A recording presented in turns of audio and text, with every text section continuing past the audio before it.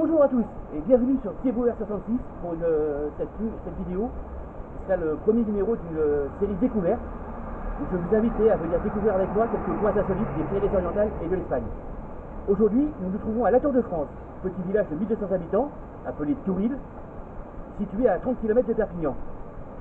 C'est ici que je réside depuis plus de 20 ans et je vous invite aujourd'hui à venir découvrir avec moi ce charmant petit village. Commençons notre promenade.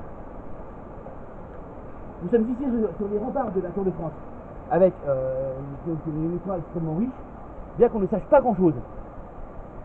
Derrière vous se trouve également ce superbe décor qui est la Touraise, qui est une réserve montagneuse protégée, bien qu'on y trouve 2-3 pylônes électriques, mais bon, ça fait partie du décor moderne. Et donc cette réserve accueille notamment, on peut y trouver des busards, des vautours, qui ont été ramenés et qui sont protégés. Le bruit que vous entendez en fond, c'est la vie.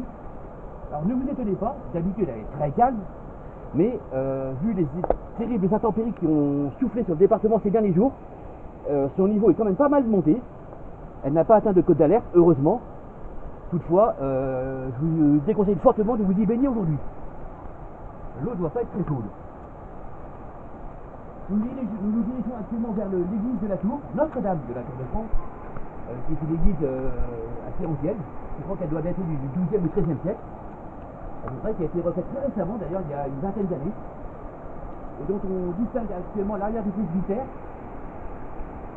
et je vous invite à venir la voir d'un peu plus près. Alors, je vous disais effectivement en introduction qu'on ne sait pas grand-chose de l'histoire de ce village, sauf que son nom vient en fait du fait qu'à quelques kilomètres d'ici se trouvait la frontière entre la France et la Catalogne, qui, je vous le rappelle, il y a environ 4 ou 500 ans, se développait depuis Barcelone jusqu'à Montpellier. Et le nom de la Tour de France vient du fait que ce village était le premier village de France que les Catalans pouvaient apercevoir en passant cette frontière. Nous continuons notre chemin vers l'église.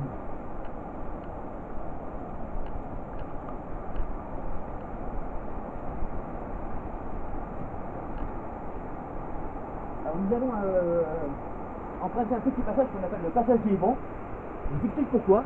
Tout simplement, c'est que lorsque la tramontane qui souffle depuis la Tour Est est très forte, je vous garantis qu'il est quasiment impossible de monter ces escaliers ou de les descendre en tenant debout. C'est quasiment certain, j'ai essayé plusieurs fois, je vous garantis que j'ai fini plusieurs fois terminé sur les derrières.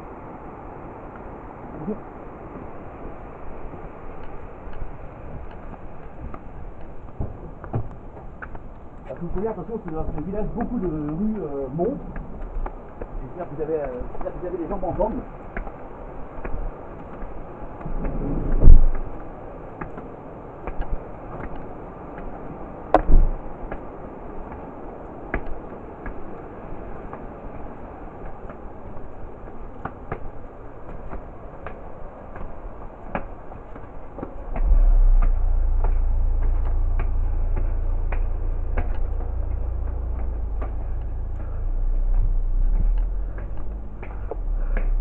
Voilà, nous sommes actuellement devant la façade de l'église Notre-Dame de la Tour, où sont célébrés les messes un dimanche sur deux.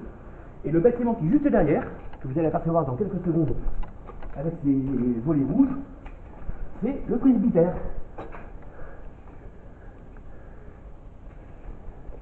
Qui, comme chacun le sait, est la résidence où vit le curé du village. Nous allons nous diriger maintenant vers la place centrale. Enfin, on appelle place centrale, c'est un peu normal, c'est là où il y a les deux seuls commerces de la tour. L'épicerie qui est fermée depuis maintenant 3 à 4 mois, même plus. Et notre boulangerie, Marguerite, avec des très très bons pains. Si vous avez l'occasion de venir, n'hésitez pas à faire un passage, ça vous fera toujours plaisir.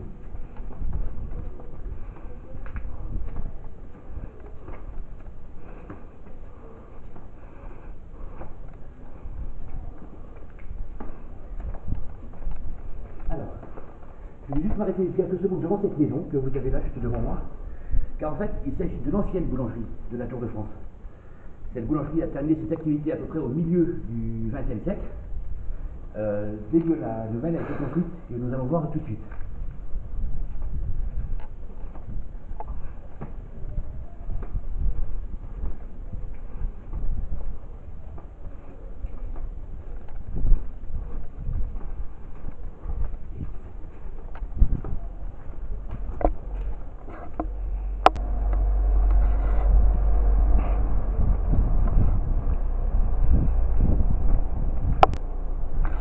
juste après cette petite église, nous allons nous rendre cette petite impasse qui s'appelle l'impasse du Rocher, tout simplement, comme vous pouvez le constater. C'est une partie cette impasse donc a été en partie creusée dans une roche complète. On peut en voir quelques détails sur la gauche, là, juste derrière le lampadaire. Et la plaque de la rue a été incrustée dans la roche.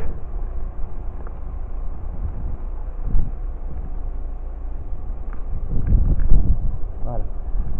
Donc nous dirigons vers la place.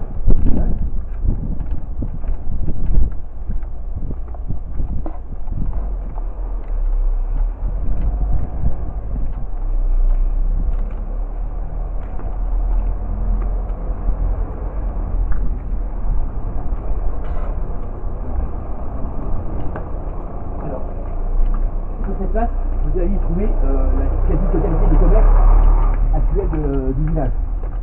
Nous avons ici, juste sur la droite, l'ancien café, qui est déserté depuis une dizaine d'années maintenant. Il était censé devoir être refait il y a quelques années, mais malheureusement les propriétaires ont jugé que les travaux étaient beaucoup trop onéreux, et malheureusement c'est passé dans un état de délabrement assez avancé. Ce qui est dommage parce que c'est un excellent endroit. Car vous pouvez constater, donc, vous avez le bâtiment principal ici, avec la salle de jeu et le bar qui est juste à côté, et les bâtiments au-dessus qui étaient des chambres avant, qui étaient des sortes de logis, et on pouvait venir y dormir. Malheureusement, ce projet a été abandonné il y a pas mal d'années. Je ne vous raconte même pas dans quel état ça doit être en haut, et je peux vous garantir que les travaux de remise aux normes vont être extrêmement lourds. Nous avons en face de moi l'épicerie du village qui a été abandonné, donc fermé il y a à peu près 3-4 mois maintenant, tout simplement pour un petit défaut, problème de santé, et la boulangerie qui réouvrira bientôt, le 5 novembre si je ne m'abuse, et je vous recommande très fortement car nous avons du très très bon pain à la Tour de France. Je vais maintenant vous faire découvrir un autre lieu emblématique de la Tour de France, parce que nous n'avons pas que du pain ici. Nous avons également de très bons vins que je vous invite à venir déguster si jamais vous avez l'occasion de venir. C'est super sympa. Et notamment un domaine que beaucoup de gens apprécient beaucoup ici dans le village. Il s'agit du domaine Verdaguer. Le domaine Verdaguer est un des domaines les plus reconnus du village, avec la case coopérative. Et vous allez voir qu'il est extrêmement bien caché dans les petites ruelles de notre labyrinthe. Alors, je ne sais pas s'il y a parmi vous des fans des séries des années 70, mais je ne sais pas si cette film vous rappelle quelque chose. Si je vous dis une série avec Karl Malden et Michael Douglas, vous me direz les rues de San Francisco. Eh oui, on a la copie minime ici.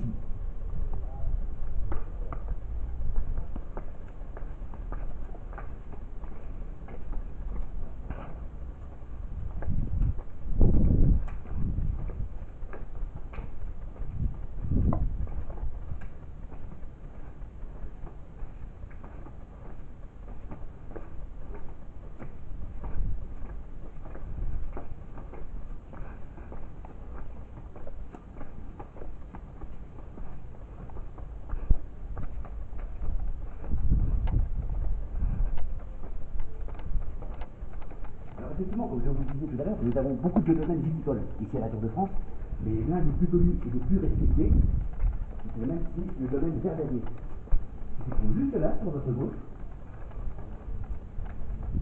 Sa spécialité sont des vins doux naturels, des vins rouges et quelques vins en vrai qui sont absolument délicieux. Je ne vous dis que ça, je vous laisserai juger par vous-même, et je peux vous garantir que vous allez adorer.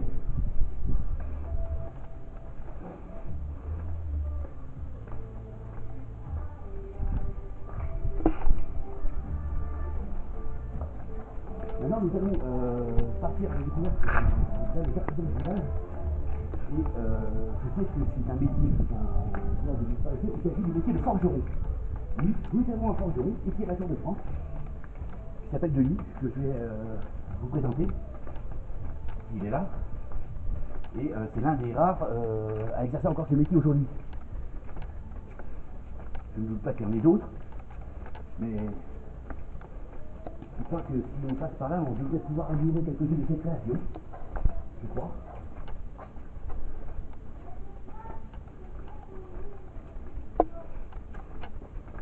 Et voilà, vous voyez, cette musée, cette rambarde là qui a été refaite par lui.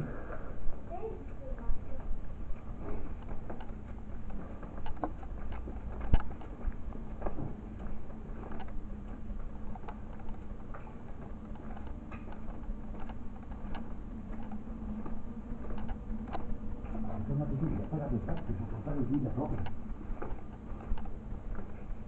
C'est bien dommage, parce que oui, vous pouvez.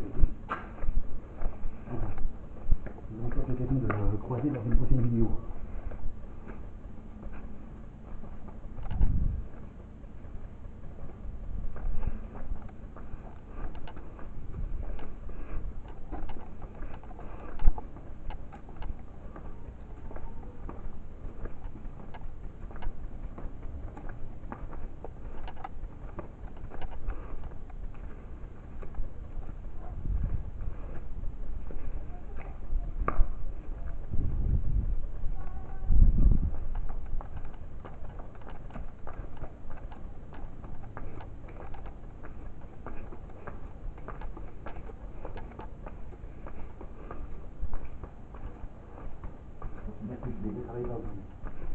Enfin.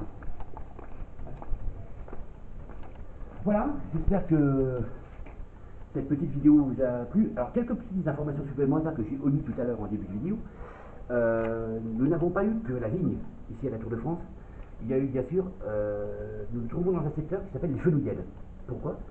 Car il y avait énormément de culture du fenouil ici, et dans tous les villages environnants, que ce soit aussi bien Planaise, Raziguerre, les villages environnants, que dans la Touraise, et on y trouve encore de nos jours des restes de mines de fer. Oui, je sais, ça peut vous paraître bizarre, mais c'est ainsi. Nous avons eu des mines de fer et quelques-unes sont encore visibles de nos jours. Vous trouverez également à proximité des villages comme Totavel, que vous connaissez probablement suite à la découverte il y a quelques années d'un crâne datant d'il y a 450 000 ans, selon les estimations. Vous trouverez évidemment la ville d'Estagel, qui est à 2-3 km d'ici.